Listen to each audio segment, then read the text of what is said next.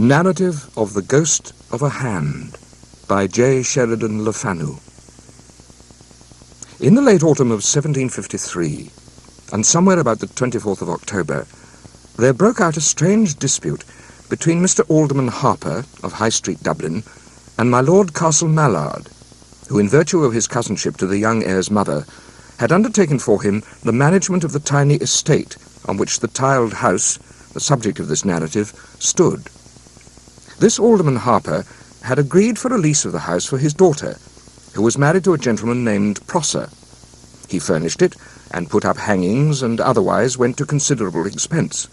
Mr. and Mrs. Prosser came there sometime in June, and after having parted with a good many servants in the interval, she made up her mind that she could not live in the house, and her father waited on Lord Castle Mallard and told him plainly that he would not take out the lease because the house was subjected to annoyances which he could not explain. In plain terms, he said it was haunted, and that no servants would live there more than a few weeks, and that after what his son-in-law's family had suffered there, not only should he be excused from taking a lease of it, but that the house itself ought to be pulled down as a nuisance and the habitual haunt of something worse than human malefactors.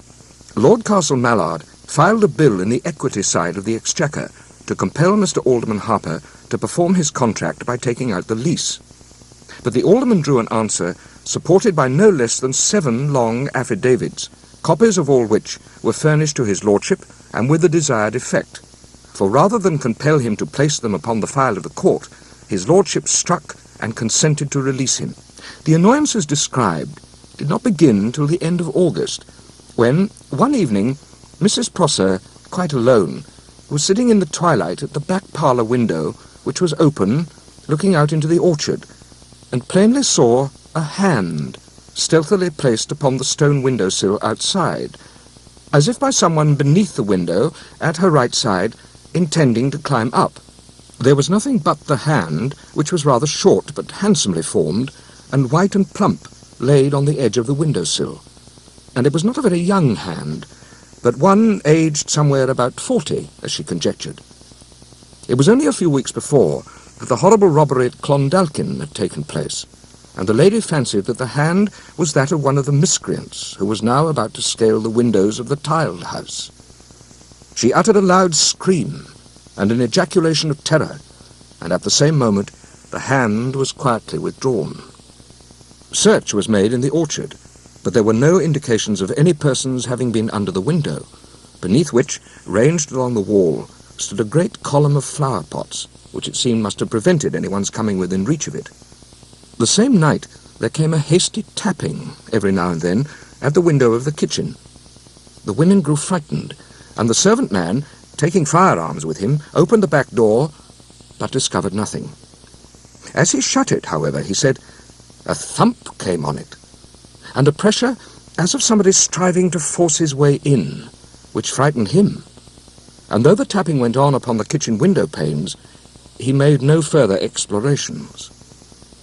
About 6 o'clock on the Saturday evening following, the cook, an honest, sober woman, now aged nigh 60 years, being alone in the kitchen, saw on looking up, it is supposed, the same fat but aristocratic-looking hand laid with its palm against the glass, as if feeling carefully for some inequality in its surface.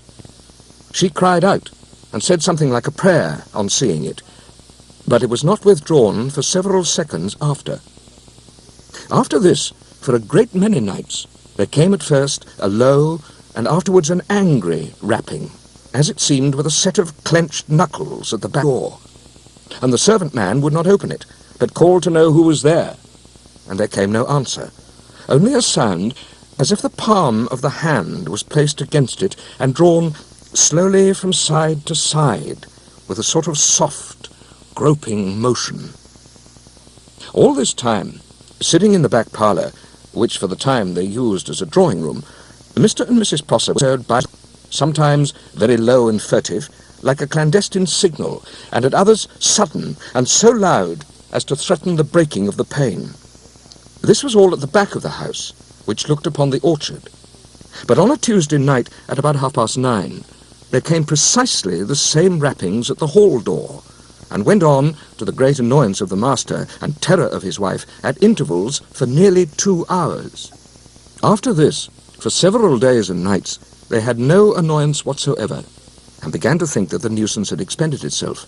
But on the night of the 13th of September, Jane Easterbrook, an English maid, having gone into the pantry for the small silver bowl in which her mistress's posset was served, happening to look up at the little window of only 4 panes, observed, through an auger hole which was drilled through the window frame for the admission of a bolt to secure the shutter, a white, pudgy finger. First the tip, and then the 2 first joints introduced, and turned about this way and that, crooked against the inside, as if in search of a fastening which its owner designed to push aside.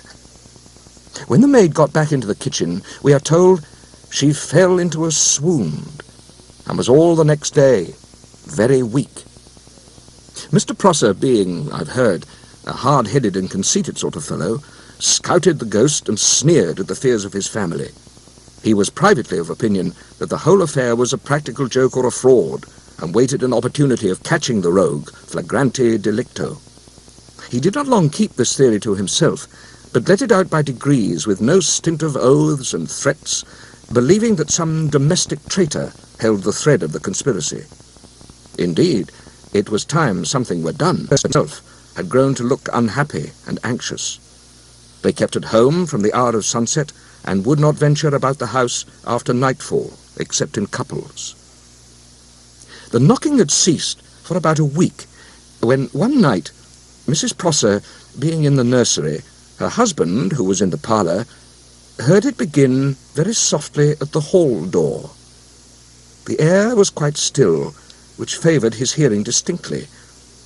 This was the first time there had been any disturbance at that side of the house, and the character of the summons was changed. Mr. Prosser, leaving the parlour door open, it seems, went quietly into the hall. The sound was that of beating on the outside of the stout door, softly and regularly, with the flat of the hand. He was going to open it suddenly, but changed his mind, and went back very quietly and on to the head of the kitchen stair, where was a strong closet over the pantry in which he kept his firearms, swords, and canes. Here he called his manservant, whom he believed to be honest, and with a pair of loaded pistols in his own coat pockets, and giving another pair to him, he went as lightly as he could, followed by the man, and with a stout walking cane in his hand, forward to the door. Everything went as Mr. Prosser wished. The besieger of his house, so far from taking fright at their approach, grew more impatient, and the sort of patting which had aroused his attention at first assumed the rhythm and emphasis of a series of double knocks. Mr. Prosser, angry, opened the door with his right arm across, cane in hand. Looking, he saw nothing, but his arm was jerked up oddly, as it might be with a hollow of a hand, and something passed under it with a kind of gentle squeeze. The servant neither saw nor felt anything, and did not know why his master looked back so hastily, cutting with his cane and shutting the door with so sudden a slam. From that time, Mr. Prosser discontinued his angry talk and swearing about it, and seemed nearly as averse from the subject as the rest of his family. He grew, in fact, very uncomfortable, feeling an inward persuasion that when, in answer to the summons, he had opened the hall door, he had actually given admission to the besieger. He said nothing to Mrs. Prosser, but went up earlier to his bedroom, where he read a while in his Bible and said his prayers. I hope the particular relation of this circumstance does not indicate its singularity. He lay awake for a good while, it appears, and, as he supposed, about 12:15, he heard the soft palm of a hand patting on the outside of the bedroom door, and then brushed slowly along it. Up bounced Mr. Prosser, very much frightened, and locked the door, crying, "Who's there?" But receiving no answer but the same brushing sound of a soft hand drawn over the panels, which he knew only too well. In the morning, the housemaid was terrified by the impression of a hand in the dust of the little parlour table, where they had been unpacking delft and other things the day before. The print of the naked foot in the sea sand did not frighten Robinson Crusoe half so much. They were, by this time, all nervous, and some of them half crazed about the hand. Mr. Prosser went to examine the mark, and made light of it, but as he swore afterwards, rather to quiet his servants than from any comfortable feeling about it in his own mind. However, he had them all, one by one, into the room, and made each place his or her hand, palm downward on the same table, thus taking a similar impression from every person in the house, including himself and his wife. And his affidavit deposed that the formation of the hand so impressed differed altogether from those of the living inhabitants of the house, and corresponded with that of the hand seen by Mrs. Prosser and by the cook. Ever, or whatever the owner of that hand might be, they all felt this subtle demonstration to mean that it was declared he was no longer out of doors, but had established himself in the house. And now Mrs. Prosser began to be troubled with strange and horrible dreams, and really very appalling nightmares. But one night, as Mr. Prosser closed his bedchamber door, he was struck somewhat by the utter silence of the sound of breathing, which seemed unaccountable to him, as he knew his wife was in bed, and his ears were particularly sharp. There was a candle burning on a small table at the foot of the bed, besides the one he held in one hand, a heavy ledger connected with his father-in-law's business being under his arm. He drew the curtain at the side of the bed, and saw Mrs. Prosser lying, as for a few seconds he mortally feared, dead, her face being motionless, white, and covered with a cold dew. And on the pillow, close beside her head, and just within the curtains, was, as he first thought, a toad, but really the same fattish hand, the wrist resting on the pillow, and the fingers extended towards her temple. Mr. Prosser, with a horrified jerk, pitched the ledger right at the curtains, behind which the owner of the hand might be supposed to stand. The hand was instantaneously and smoothly snatched away. The curtains made a great wave, and Mr. Prosser got round the bed in time to see the closet door, which was at the other side, pulled to by the same white, puffy hand, as he believed. He drew the door open with a fling and stared in, but the closet was empty, except for the clothes hanging from the pegs on the wall and the dressing table and looking glass facing the windows. He shut it sharply and locked it, and felt for a minute, he says, as if he were like to lose his wits. Then, ringing at the bell, he brought the servants, and with much ado they recovered Mrs. Prosser from a sort of trance, in which he says, from her looks, she seemed to have suffered the pains of death. But the occurrence which seems to have determined the crisis was the strange sickness of their little in 2 and 3 years. He lay awake, seemingly in paroxysms of terror, and the doctors who were called in set down the symptoms to incipient water on the brain. Mrs. Prosser used to sit up with the nurse by the nursery fire, much troubled in mind about the condition of her child. His bed was placed sideways along the wall with its head against the door of a cupboard, which, however, did not shut quite close.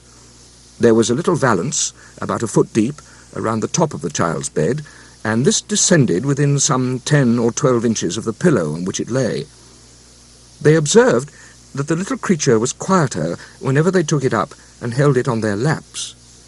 They had just replaced him, as he seemed to have grown quite sleepy and tranquil, but he was not 5 minutes in his bed when he began to scream in one of his frenzies of terror.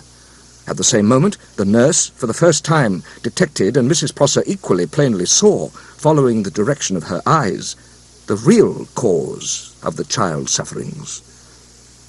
Protruding through the aperture of the cupboard, and shrouded in the shade of the valance, they plainly saw the white, fat hand, palm downwards, presented towards the head of the child. The mother uttered a scream and snatched the child from its little bed, and she and the nurse ran down to the ladies' sleeping room where Mr. Prosser was in bed, shutting the door as they entered. And they had hardly done so when a gentle tap came to it from the outside. There is a great deal more, but this will suffice. The singularity of the narrative seems to me to be this. that it describes the ghost of a hand and no more. The person to whom that hand belonged never once appeared, nor was it a hand, a body, only a hand so manifested and introduced that its owner was always, by some crafty accident, hidden from view. In the year 1819, at a college breakfast, I met a Mr. Prosser, a thin, grave, but rather chatty old gentleman with very white hair drawn back into a pigtail, and he told us all with a concise particularity a story of his cousin, James Prosser, who, when an infant, had slept for some time in what his mother said was a haunted nursery in an old house near Chapel Izard, and who, whenever he was ill, over-fatigued, or in any wise feverish, suffered all through his life, as he had done from a time he could scarcely remember, from a vision of a certain gentleman, fat and pale, every curl of whose wig, every button and fold of whose laced clothes, and every feature and line of whose sensual and unwholesome face was as minutely like the dress and grandfather's portrait, which hung before him every day at breakfast, dinner, and supper. Mr. Prosser mentioned this as an instance of a curiously monotonous, individualized, and persistent nightmare, and hinted the extreme horror and anxiety with which his cousin, of whom he spoke in the past tense as poor Jemmy, was at any time induced to mention it.